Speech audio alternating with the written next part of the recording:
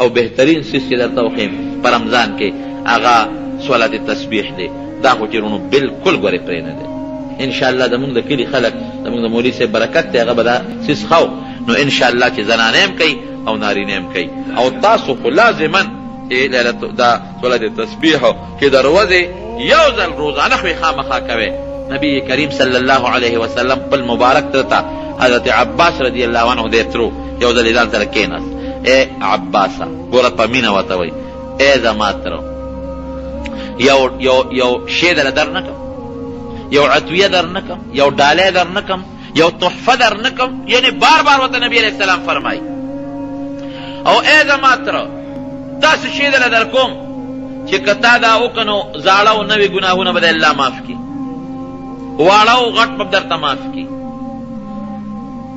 واړه او غټ، زاړه او نوي، دا ټول لس قسمه ګناهونه نبی علیہ السلام مبارک ورته یاد کړل، دا به رب العالمین معاف کړي.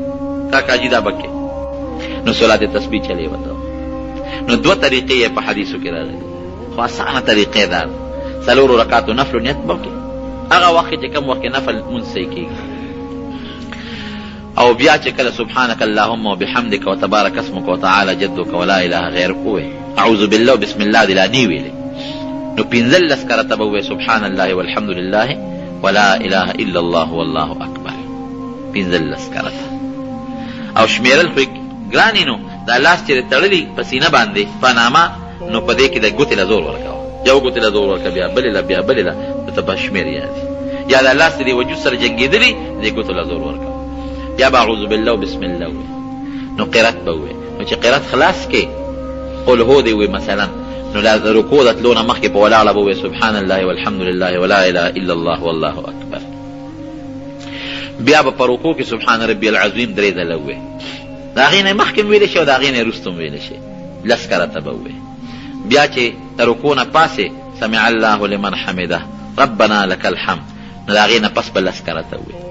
بیا چې سجدې له لاړ شي نو لس کرته په یو سجده کې، لس په بله سجده کې، او لس د دواړو سجدو په دې منځ کې. نبي علیه السلام مبارک دا پنځه او یا په یو رکعت کې شو.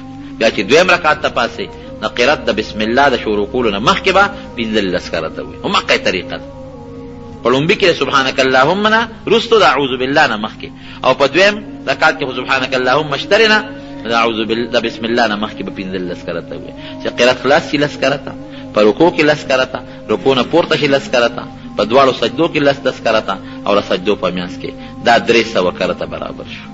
دا نبی علیہ السلام په خپله فرمایي 300 پوره شو.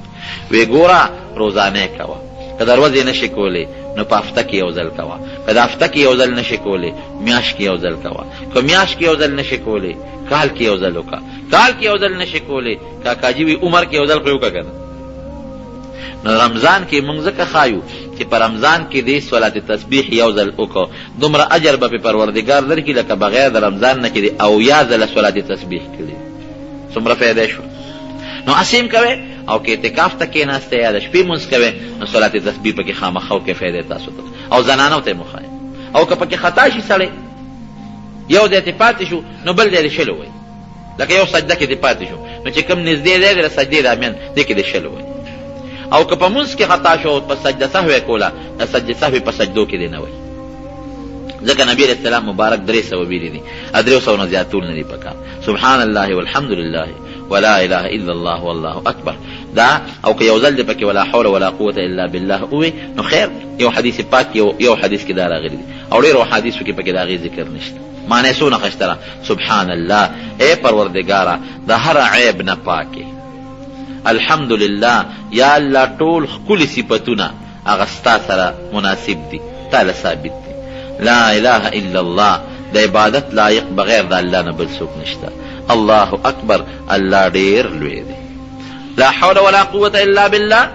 لا حول د شیطان نو د ګناه نه خلاصي نشته او په عبادت طاقت نشته به ستا د توفیق نه. یا الله چې تا توفیق نه راکړي د شیطان نو د ګناه نه نشم بچ کېدی، چې تا توفیق نه راکړي عبادت نشم کولی.